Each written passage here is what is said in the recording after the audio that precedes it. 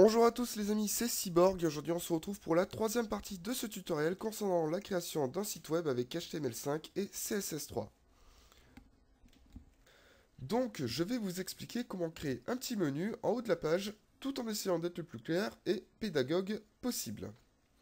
Comme je viens de le dire à l'instant, je vais créer un menu qui se situe tout en haut de ma page web. Donc si vous avez suivi le tutoriel précédent, vous devriez être au courant que la balise header englobe tous les éléments se situant en haut de ma page web. Il est donc naturel de penser que mon menu devrait se situer dans le header, et vous auriez raison. Je vais donc placer dans ma balise header une balise nav qui va me permettre de créer mon menu. À l'intérieur de cette balise nav, je vais créer le contenu de mon menu. Pour créer le contenu de mon menu, c'est très simple. Il suffit d'utiliser la balise UL ou OL et d'intégrer dans ces balises une ou des balises ali qui contiendra le texte de l'onglet ou des onglets de mon menu. En général, dans un site web, il y a plusieurs onglets, donc nous aurions plusieurs ali. Nous allons donc maintenant rajouter du texte à l'intérieur de nos ali afin de créer les différents onglets de notre menu.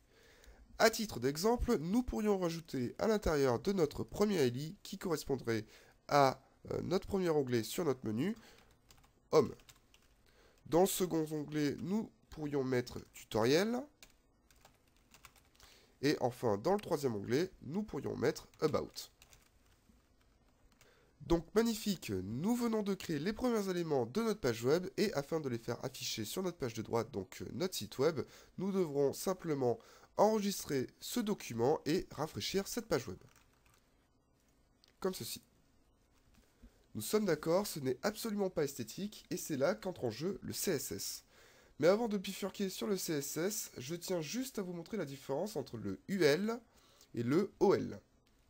Donc par exemple, si je remplace ma balise UL par la balise OL comme ceci, et que j'enregistre, nous n'aurions plus des listes à puces, mais des chiffres allant de 1 à 3, puisque j'ai 3 LI. Voici la seule différence entre ces deux balises. Donc revenons à la configuration initiale avec les UL. Maintenant que nous avons créé le contenu de notre menu, nous allons nous occuper du design de celui-ci. Pour ce faire, nous devons créer plusieurs autres dossiers dans notre site web tuto. Donc le premier dossier à créer va s'appeler WebRoot et il va contenir l'ensemble de notre style CSS, des JavaScript, etc., etc., etc. Donc premier fichier WebRoot. Dans ce fichier WebRoot, je vais créer un autre dossier que je vais appeler CSS. Et enfin, dans ce dossier CSS, je vais créer un fichier, donc comme ceci, donc un document texte que je vais appeler style.css. Donc bien sûr, le nom n'est pas défini, vous pouvez l'appeler comme vous voulez. Une fois que vous avez créé votre style.css, vous devez l'importer maintenant sur votre éditeur HTML, simplement en faisant un drag and drop si vous êtes par exemple sur Bracket. Donc c'est sur ce document-là que nous allons appliquer le design sur notre page. Petite parenthèse, le fichier style.css n'est pas le seul endroit où l'on va pouvoir écrire du code.css. En effet, on peut également écrire du code CSS dans la page index.html. Il suffit simplement de déclarer une balise style comme ceci. Et à l'intérieur de cette balise, on pourra également écrire du code CSS. On peut également rajouter du code CSS dans chacune des balises en rajoutant à la fin du nom de la balise en question l'argument style et d'écrire entre les deux guillemets le code CSS. Par exemple, si je veux appliquer une couleur rouge sur le texte de mon menu, il suffira d'écrire color, red, point virgule et de faire CTRL S pour rafraîchir ma page. Mais ce n'est pas de cette façon qu'il est préférable d'écrire notre CSS. En effet, il est bien plus clair d'écrire le code CSS dans le fichier style.css qui est prévu à cet effet. Maintenant, imaginons que je supprime le CSS de ma balise nav puis que j'enregistre mon document. On peut s'apercevoir que le texte contenu dans mon menu repasse en noir. En effet, la couleur par défaut du texte sur une page HTML, c'est le noir. Maintenant, essayons depuis le style.css, d'appliquer la couleur rouge sur mon texte. Alors là, c'est pas très compliqué. Alors pour être plus clair, je vais fractionner l'écran de brackets et je vais placer chacun des documents dans une des deux parties. Je me retrouve donc sur la partie CSS et je veux donc appliquer sur mon menu la couleur rouge. Pour ce faire, je vais devoir sélectionner mon menu simplement en sélectionnant le même nom que celui-ci.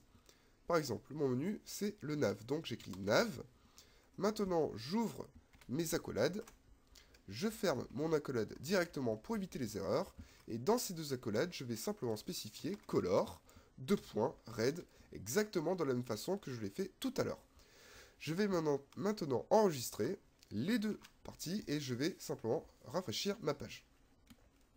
Alors, comme vous pouvez l'apercevoir, le texte sur ma page est toujours noir alors que je viens d'appliquer le style CSS sur style CSS. Alors, cela vient du fait que je n'ai pas créé le lien entre le fichier index.html et le fichier style.css. Pour ce faire, il suffit de se diriger sur l'index.html, de créer une balise link qui va nous permettre de créer le lien, de lui écrire ces arguments-là, style sheet et type texte CSS pour indiquer au document que c'est du texte CSS, donc du CSS. Et enfin, le href pour lui indiquer l'emplacement de ce fichier. Donc, le fichier CSS se situe dans webroot. Alors, je vais mettre ça de côté pour vous montrer en même temps. Donc, il se situe dans webroot, CSS et style CSS. Donc, webroot, CSS et style CSS. Une fois qu'on a fait ça, il nous suffit simplement de fermer la balise link et de faire CTRL-S. Et là, comme par magie, le code de notre page est devenu rouge. Le texte, pardon. Voilà, donc la troisième partie touche à sa fin. Vous devriez être maintenant capable de faire communiquer votre style.css avec votre page HTML. On se retrouve tout de suite sur la prochaine vidéo pour créer le menu avec le CSS. J'espère que ce tuto vous aura plu. N'oubliez pas de vous abonner à la chaîne pour suivre les prochaines vidéos et laissez un petit like sous la vidéo si celle-ci vous a plu. Ciao à tous et à très vite.